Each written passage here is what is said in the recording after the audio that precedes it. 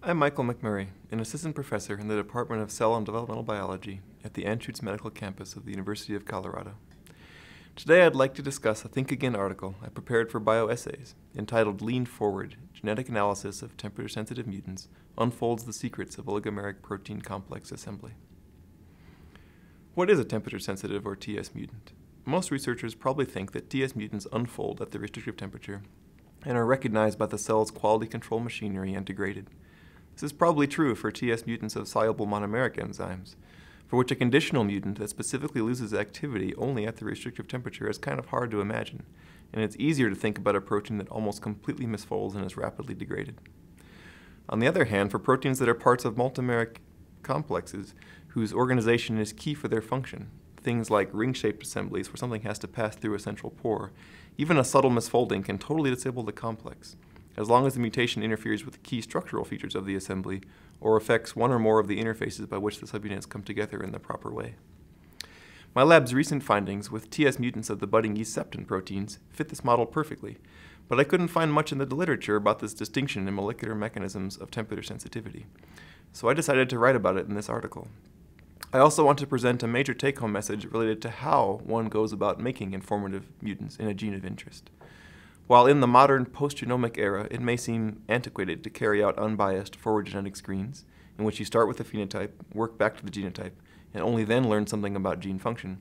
In fact, I believe this should still be a common tool in any molecular biologist's toolbox. This is because, especially in yeast, while we may think we know enough about how, for example, important multi-protein complexes are assembled, that we can design mutations and then look for phenotypes, the reverse genetics approach. I hope to convince you in the article that the cells do a better job of telling us what's really important. Here I'll point out a few of the insights from the article that I find most exciting. Septin proteins assemble into linear, heterooligomeric rods that are the building blocks of longer filaments. This means that there are two distinct interfaces between subunits within a protofilament, and one interface between protofilaments within filaments. From what I've just said, you'd expect that TS septin mutants could affect residues at one or both interfaces. My lab sequenced a bunch of TS septin mutants found in Lee Hartwell's CDC TS screen, and others like it, and discovered that all the mutations map to the same interface that multiple septins use to interact with each other. Here's an atomic-level structural model showing the clustering of TS-causing septin mutations around this particular septin-septin interface. It's known that the conformation of this interface can actually affect the conformation of the other interface too, so we suspect that these mutations can actually alter both. I hypothesized that, even more so than interfaces per se, TS mutations in oligomeric proteins in general target such allosteric relationships, where proteins normally switch between distinct conformations. We came up with a model in which high temperature favors a mutant conformation during de novo septin folding that blocks septin protofilament assembly. In the movie Jurassic Park, the dinosaurs figured out how to breed despite genetic engineering intended to prevent this. As Dr. Malcolm said, life finds a way. Discovering how a mutant organism is able to overcome its disabilities is usually extremely informative about what is really important about the process affected by the mutation. Genetically, this is called suppression, and I want to emphasize here that it is extremely difficult to try to rationally design a second mutation that will suppress a first one, even if you think you know a lot about the system in question.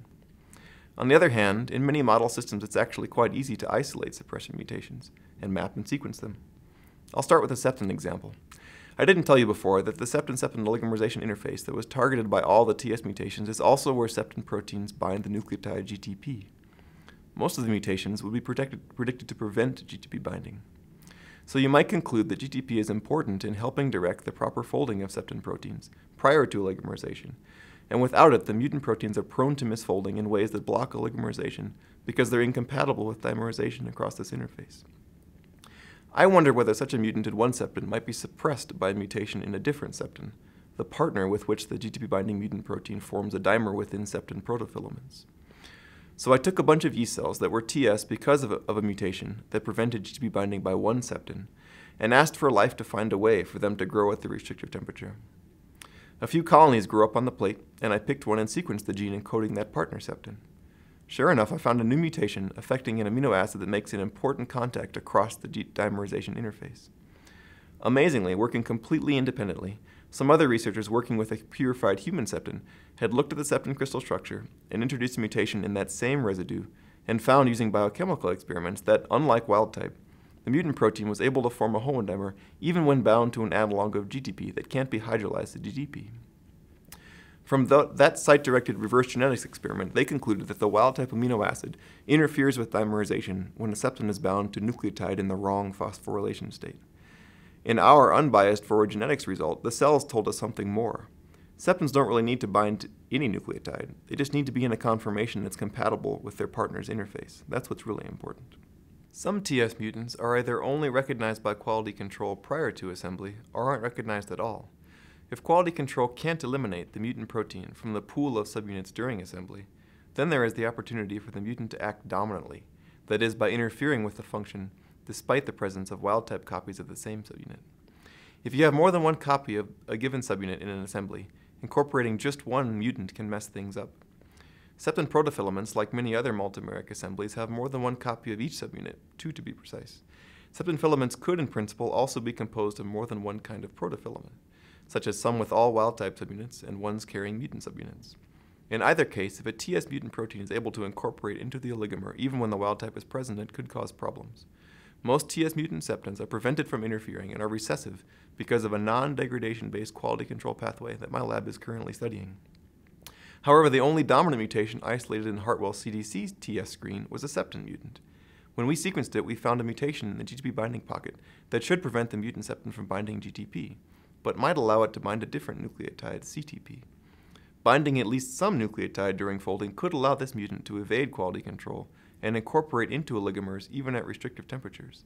But the fact that it's the wrong nucleotide might bias the mutant towards a conformation that actually deforms its partner septins, and biases them towards conformations that either aren't compatible with making intact protofilaments, or make protofilaments that can't polymerize with wild-type protofilaments into longer filaments.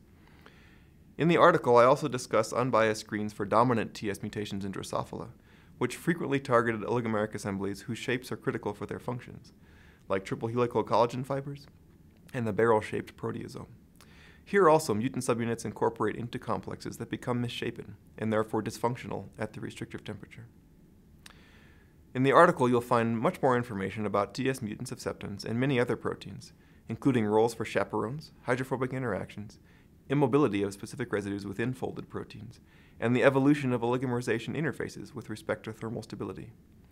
I hope this video has piqued your interest and given you food for thought. Thank you.